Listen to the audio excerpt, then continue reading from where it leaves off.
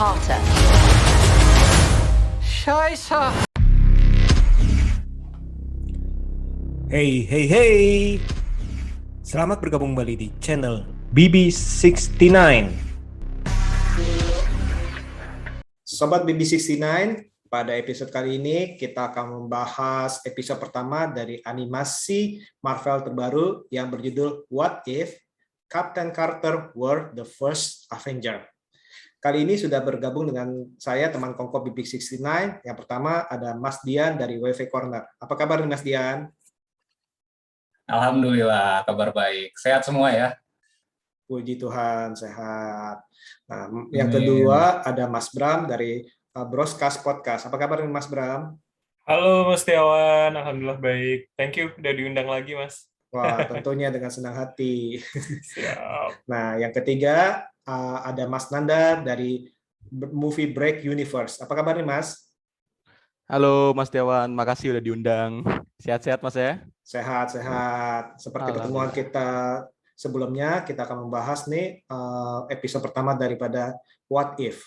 Nah, Mas Bram, gimana nih Mas Bram? Pas nonton film ini, sebenarnya ini punya ekspektasi apa dan perasaan saat menonton nih? Soalnya kayaknya udah agak gregetan pengen ngomong nih pas di chatting. Iya, saya tuh tipe atau penonton yang masuk tim kecewa lah karena What If di episode pertama.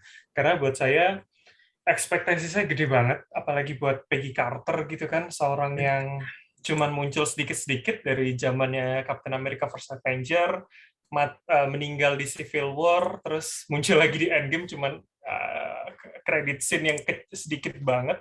Nah, saya berharap sangat gede sih ekspektasinya ketika melihat, even ini adalah kartun ya, si Peggy Carter-nya, tapi kan si Hayley Atwell tetap mengisi suaranya gitu loh. Jadi saya masih ingin apa ya rasanya mengobati kerinduan dengan melihat itu.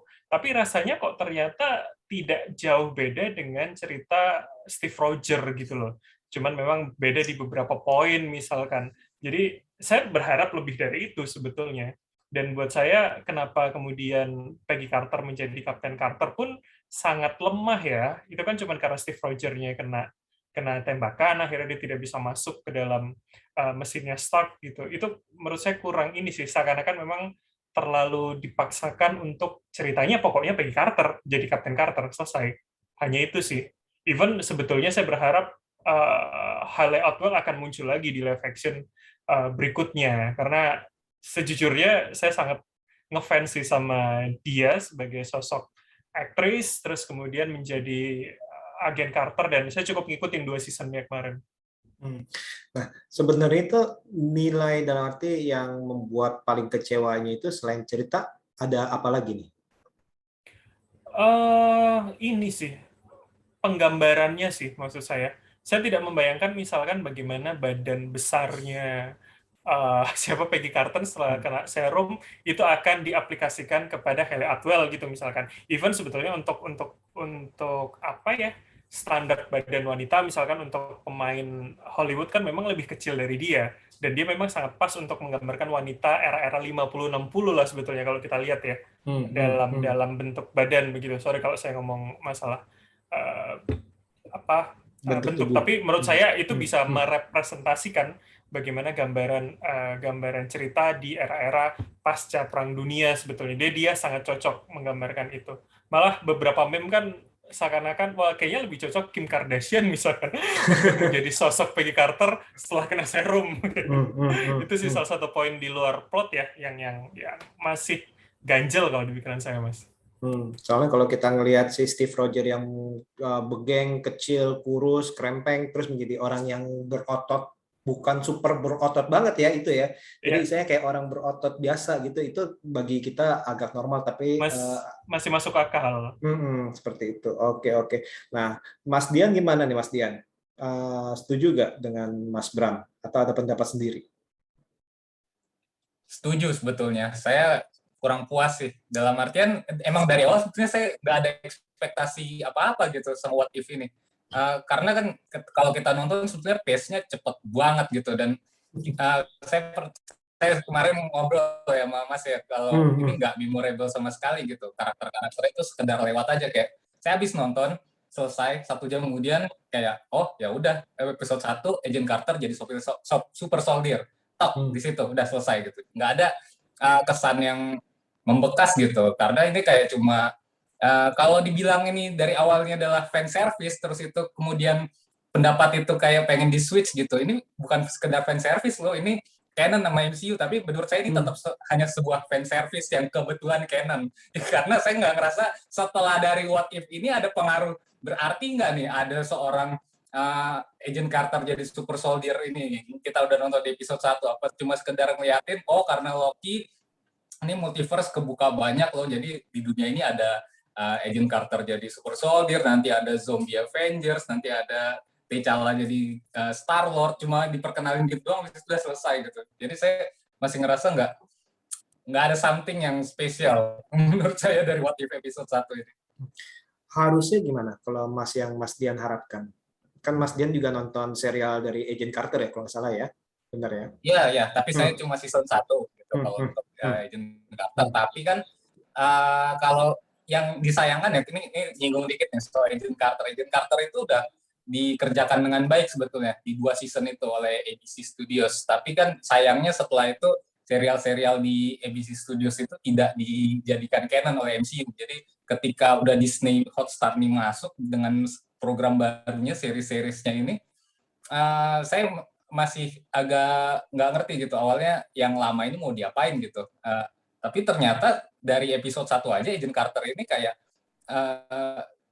pengen coba dihadirkan, tapi peran dari yang di series dia sebelumnya itu kayak ya udah terlupakan aja gitu. Yang bahkan yang kalau udah pada nonton tuh yang di Marvel Agents itu Agent Carter-nya sendiri aja yang dihadirkan kan cuma yang di yang di Infinity Saga aja, yang di seriesnya nggak disinggung sama sekali gitu. Jadi kalau yang saya harapin dari What If ini bisa lebih mungkin dari pengemasan ceritanya ya, yang tadi saya merasa agak kurang memorable gitu. Gimana caranya biar penonton itu wow dengan serial What If ini, karena saya ngelihat sendiri juga antusiasmenya nggak terlalu seheboh 3 seri sebelumnya ya, seperti WandaVision, Falcon Winter Soldier sama Loki gitu. Mungkin nanti kita bisa bahas lebih lanjut nih. Tapi nanti mungkin giliran Mas Nanda dulu mau ngasih pendapat. Nah, gimana Mas Nanda nih? 2 orang kecewa, apakah Mas Nanda akan menambah sebagai penonton kecewa? Kita nantikan pendapatnya. Ya, kecewa sih enggak sih, karena memang waktu begitu What If ini tayang, memang saya sendiri udah gak ada ekspektasi tinggi sih, mengingat ini What If itu seri, dia menceritakan kayak universe satu dengan lain itu berbeda kan, nggak berbeda dari universe MCU. Jadi udah dari awal mikir, oke, dia mau ceritain karakter-karakter berbeda gitu, hanya dalam waktu kurang dari 1 jam. Jadi saya udah berekspektasi kayak, oh ini pasti ceritanya bakal cepat gitu, jadi tanpa ada perkenalan segala macam. Dan memang benar, waktu pertama kayak nonton What If episode 1 itu, si Captain Carter tuh memang kayaknya udah kebiasaan nonton Steve Rogers jadi Captain America sih. Jadi begitu dia jadi Captain Carter, terus jadi si Agent Carter menjadi Captain Carter ini, terus timeline ceritanya itu memang menurut saya sendiri sih nggak memorable sih. Memang mungkin menurut saya karena timingnya juga ya. Tapi saya nangkap sih alasannya kenapa memang What If ini ditayangkan setelah Loki kan ya. Karena mungkin kalau misalnya seandainya What If duluan, pasti ada keterlibatan dari TVA itu kalau misalnya memang multiverse ini belum terbuka. Cuma karena di Loki, spoiler aja sih, sorry kalau spoiler kalau misalnya belum nonton. Nah itu dengan matinya si He Who Remains itu, otomatis branch-nya terbuka. Nah, dengan branch terbuka itu, nah hadirlah cerita What If ini dari sudut pandang The Watcher itu. Di mana The Watcher kan memang dia nggak boleh mengintervensi kan, berbeda dari si TVA kan. Nah, jadi kita itu sebagai audiens cuma melihat dari sudut pandang dari The Watcher itu, dan bagaimana multiverse ini berjalan setelah tanpa adanya He Who Remains itu. Tapi misalnya balik lagi ke soal cerita sih, setuju dari Mas Dian sama Mas Bram, nggak ada yang memorable sih memang, karena menurut saya mungkin karena kita udah terbiasa sama Captain America dari Steve Rogers. Kedua ya memang pace-nya terlalu cepat sih yang. Nah, ini menyambung dari Mas Nanda ngomong nih dan teman-teman ngomong. Soalnya kalau saya nonton, kok kesannya ini episode pertama ini cuma ringkasan daripada Captain America First Avengers, tapi diganti perannya aja gitu maksud saya. Kalau saya pribadi sih berharap itu sebenarnya itu oke, si Peggy-nya itu jadi Captain Carter, tapi istilahnya ceritanya itu ya saya nggak tahu apakah ini tadi itu Mas Dian bilang itu fan service, tapi satu sisi canon. Nah, tapi kan permasalahan itu kalau fan service-nya kayak istilahnya ya ini istilahnya kayak ringkasan First Avenger, alur cerita First Avenger. Kita seolah-olah itu nonton kayak gitu tuh, cuman bedanya itu diganti pemeran. Nah, kalau dari Mas Nanda sendiri gimana Mas? Dalam arti peletakan daripada cerita dalam arti First Avenger itu dipaksakan hampir sama lah kita bilang ya, hampir sama nih di dalam episode ini. Apakah itu berhasil atau harusnya itu gimana?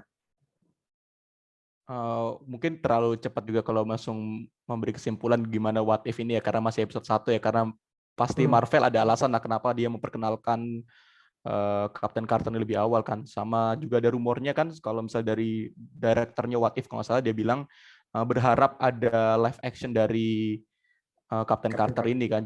Nah jadi mungkin si Marvel ini mempersiapkan sesuatu, mungkin story-nya akan lebih dijelaskan di era timeline-nya setelah Perang Dunia Kedua itu, mengingat di ending-nya kan si Captain Carter ini kan kembali kehadirannya mirip dengan yang kalau kayaknya lihat di universe dia sepertinya di era 2012 sama kayak waktu Loki datang di Avengers kan. Jadi mungkin antara dia disengaja dicepatkan ceritanya biar kedepannya dia bisa kayak semacam pemimpin dari Avenger versi multiverse ini atau bagaimana, mungkin kurang tahu sih. Jadi tapi kayaknya disimpan oleh Marvelnya disimpan untuk Captain Carter ini sih ke depannya.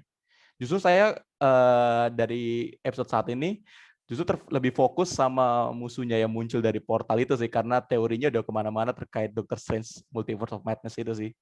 Jadi justru saking nggak ngenanya nih, saking nggak ikoniknya di Captain Carter sampai salah fokus ke villainnya. Jadi teorinya ke Doctor Strange Multiverse of Madness lagi sih. Nah kalau nggak salah tuh si villainnya itu emang ada kaitannya, dia semacam kayak penguasa dari multiverse itu sih, untuk guritanya Sumagorat ya, soal namanya Sumagorat. Nah, jadi boleh cerita dikit Mas yang Mas ketahui tentang Sumagorat ini? Nggak tahu banyak sih, cuma tahunya itu dia itu emang villain dari Doctor Strange sendiri terkait multiverse itu sih. Jadi menurut saya nyambung kalau misalnya mau dikaitkan dengan multiverse of Madness dari film Doctor Strange nanti. Cuma ya baik lagi, What If ini kan kalau menurut saya sendiri nggak kurang ekspektasinya, karena menurut saya terlalu cepat untuk memperkenalkan multiverse sih. Atau apalagi ini kan juga kartun sih, jadi menurut saya viewer penontonnya kurang sih. Gitu. Keuntungan daripada animasi sih bisa beristilahnya berimajinasi lebih liar sih sebenarnya sih, lebih tinggi, dalam arti nggak usah terpatok pada CGI segala macam tertentu ya. Nah kalau dari Mas Dian gimana Mas Dian? Pendapat Mas Dian apakah sama atau gimana? Iya, kalau ini suara saya kedengeran ya baru. Oke, boleh. Iya, oke. Iya. Sama sih, kurang lebih kayaknya kan karena kita lihat episode 1 ini durasinya yang sangat singkat dan juga tidak memberikan kesan yang berarti banget gitu. Karena basically juga Agent Carter ini kan bukan karakter major ya di MCU ini. Jadi ketika dia dihadirkan di episode pertama, orang juga nggak terlalu antusias gitu. Mungkin beda misalnya nanti episodenya Chadwick Boseman mengisi suara T'Challa sebagai Guardians of Galaxy, mungkin di situ jadi big point-nya gitu, di mana orang udah mulai nontonin What If gitu. Jadi saya masih merasa belum ada sesuatu hal yang spesial banget gitu ketika kita nonton What If yang pertama, karena kan juga saya merasa ya, ini kemarin juga saya sempat singgung dikit kalau ini tidak ramah untuk penonton baru gitu, bahkan nggak usah ngomong penonton benar-benar baru dari nol gitu, yang mungkin yang baru ngikutin MCU di tahun 2019 dari Avengers atau Avengers Infinity War lah 2018 itu kan banyak banget ya di Indonesia lah taruh. Itu saya ngerasa nggak akan bisa menikmati series ini gitu. Karena ini harus berhubungan semua gitu dengan film-film lama mereka dan juga dengan Loki ini ya kemarin itu, dan jaraknya kan cukup dekat gitu dari Loki ke What If ini. Jadi dan kalau untuk faktor animasinya ya mungkin ini jadi satu keuntungan ya, karena juga kalau tadi kita bilang Mas bilang imajinasinya bisa lebih liar, di satu sisi juga budgetnya bisa lebih rendah gitu dibandingkan menghadirkan banyak aktor-aktor tiap episode kan berapa biaya yang harus dikeluarin gitu. Dan bahkan kan nggak semua terlibat gitu untuk pengisi suara gitu, kayak yang udah habis kontraknya otomatis nggak ngisi, kayak si Chris Evans saja nggak ngisi kan di episode pertama. Jadi itu sih menurut saya overall kalau ngomongin ini emang kurang puas kayaknya. Masih ada gondok itu Mas ya? Nggak juga sih, karena emang ekspektasi awal saya rendah gitu. Oke. Nah, kalau dari Mas Bram gimana Mas Bram? Menurut saya sih ini semakin mengafirmasi adanya tanggapan orang kalau series dari MCU itu cuma sekedar bridging dan penguatan karakter kalau kita bilang. Artinya itu hanya kemudian jembatan mempertegas mereka dari sidekick menjadi main hero, kemudian kayak Wanda, Vision, terus Captain America yang baru si Sam Wilson. Itu kan hanya kemudian semacam legitimasi mereka menjadi karakter yang akan cukup dominan pada phase 4. Dan rasanya kalau saya boleh menyambung Mas Nanda, seakan-akan memang kesannya kejar tayang gitu loh. Even itu sebelum Spider-Man besok yang ketiga, atau Multiverse of Madness. Jadi seakan-akan semua itu lagi dibangun dengan cepat, dengan menurut saya tidak hati-hati, benar kata Mas Dian, tidak ramah terhadap penonton baru, kayak semua orang ya harus tahu dulu nih, sebelumnya orang mungkin tidak akan familiar dengan Agent Carter ketika dia tidak nonton Captain America First Avenger dan kemudian 2 season. Apalagi kalau dibilang ceritanya kan ini kalau menurut saya cukup lepas ya. Apalagi kalau kita balik ke seasonnya 2 season Agent Carter, itu sebetulnya teman-temannya udah mati semua. Jack Thompson, terus Chief Sousa itu kan juga kemudian ceritanya kemarin dia ikut Agent of S.H.I.E.L.D. yang season 7 kalau tidak salah. Dia ceritanya juga mati dan dia ikut travel time gitulah segala macam. Jadi memang di timeline-nya setelah Perang Dunia, Agent Carter akan sendirian gitu. Jadi ini akan cukup membawa dia sebagai satu-satunya pihak yang dibawa dari bukan dari universe, tapi dari lini masanya dia itu. Gitu Mas, menurut saya. Nah, Mas Bram sendiri punya harapan lebih gak nih? Dalam arti apakah tadi itu kan apakah Agent Carter ini cuman begini aja, atau istilahnya nanti ke depannya itu mungkin dibuat live, tadi kan sempat ngomong live action segala macam ya. Harapannya apa tuh Mas? Kalau akhirnya melihat yang pertama, saya akhirnya menurunkan ekspektasi sih Mas. Live action. Iya, untuk live action. Kayaknya akan mirip dengan Captain Marvel kalau dia dibikinkan satu live action sendiri rasanya.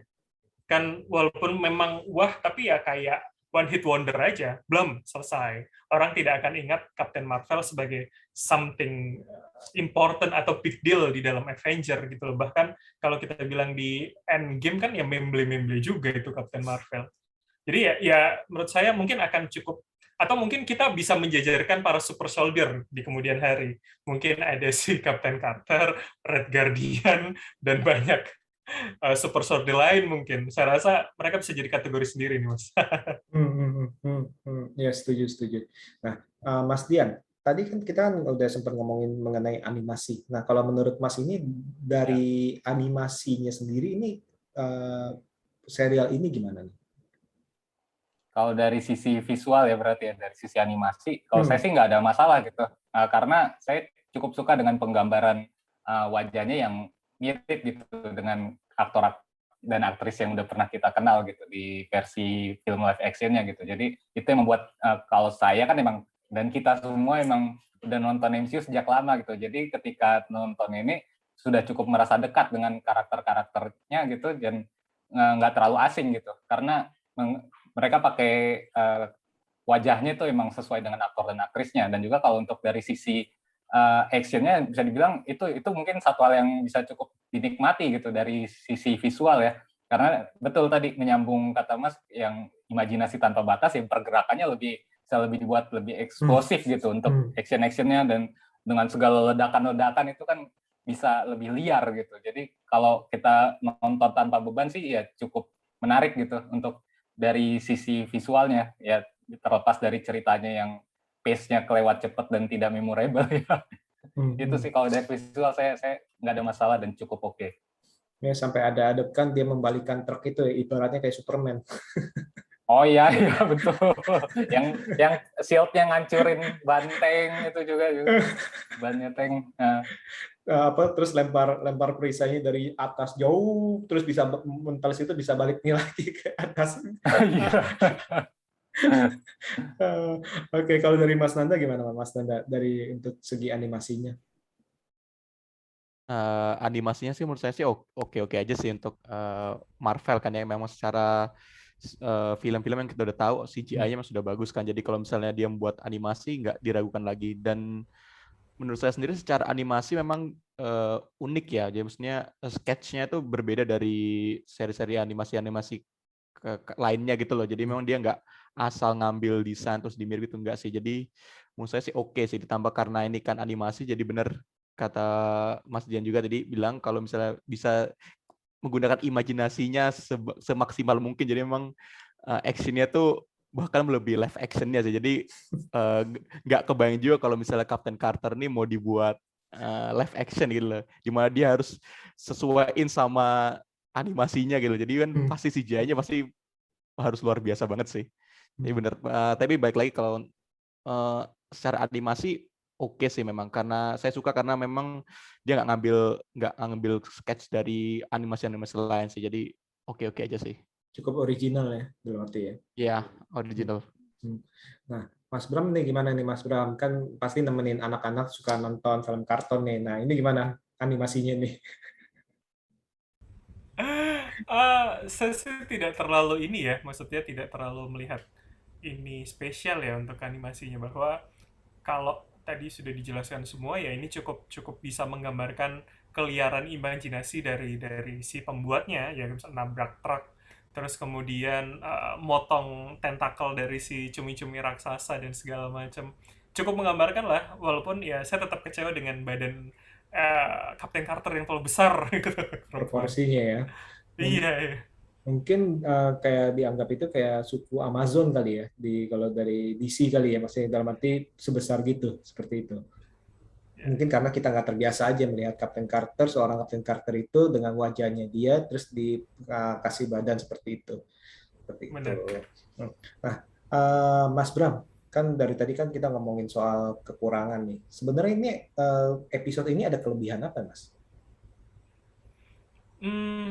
Kelebihan sih menurut saya ini menjadi apa ya, oase baru kali ya, dan ini menjadi pintu pembuka yang menjelaskan memang akan sangat banyak sekali alternatif karakter, alternatif universe seperti kita lihat di komik. Kalau kemarin kita nonton fase 1 sampai 3 kan kita seakan-akan menebak gitu ya, akan seperti apa sih, atau misalkan Avenger nih Avenger yang apa, misalkan Ultimate Avenger beda, Avenger ini beda dan segala macam.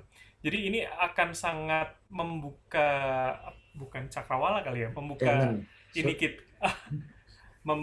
ini kita, pikiran kita untuk segala kemungkinan sangat mungkin terjadi, nggak akan ada lagi batasan bahwa ini cuma satu lini masa gitu loh.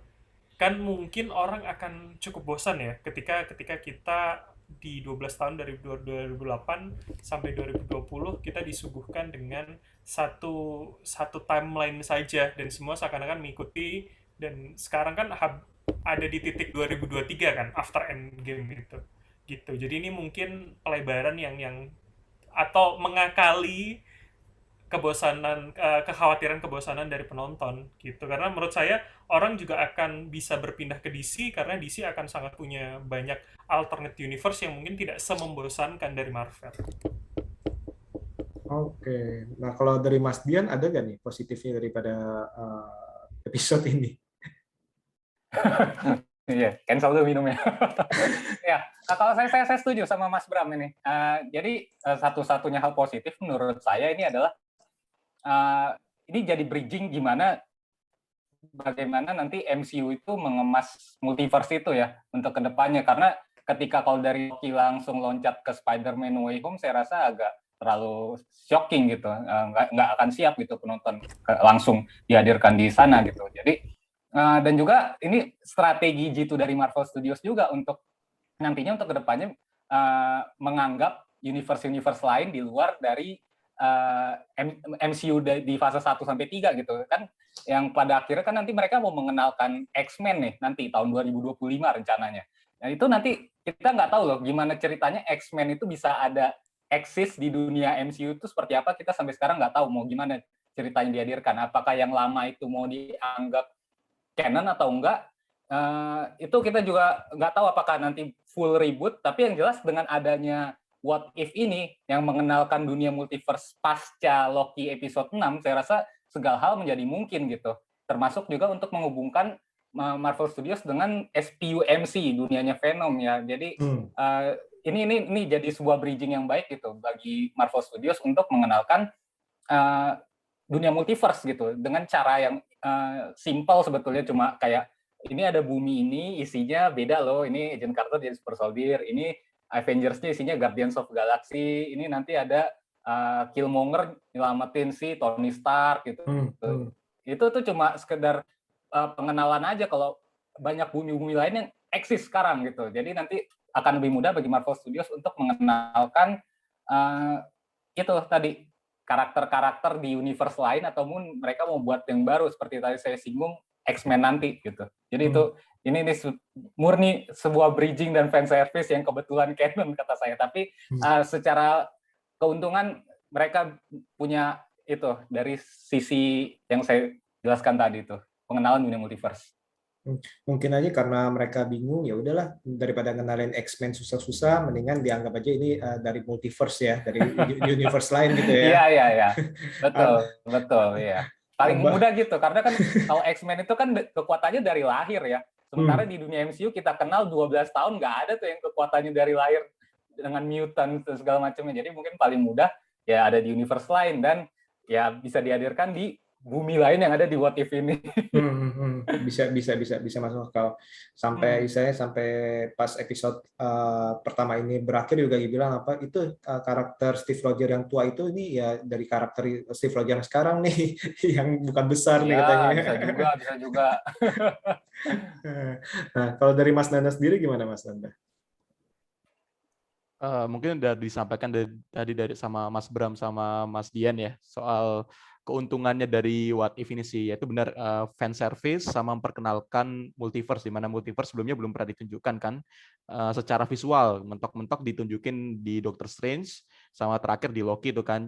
Nah jadi ini ibaratnya seperti fan service sama menunjukkan cerita-cerita yang di komik yang Marvel yang pastinya nggak bisa semua dijadikan film, jadi sekalian aja ditunjukkan dari seri kartun ini gitu, ditambah mungkin untuk menjawab teori-teori dari fans gitu loh. Jadi gimana kalau misalnya salah satunya mungkin gimana kalau Captain Amerikanya tuh si Peggy Carter, ya udah ditunjukkan secara cepat di seri What If ini sih. Tapi sayangnya itu terlalu cepat ya, 30 menit kayaknya nggak cukup ya untuk episode kayaknya pertama berarti benar. Sayang itu episode pertama sih dia terlalu cepat sih kalau menurut saya sih.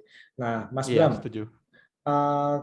Kalau menurut Mas Bram nih ada kan saya tahu nih kalian nih saya bilang ya mudah dilupakan, tapi saya ingin menanyakan adegan memorable. Nah, ayo.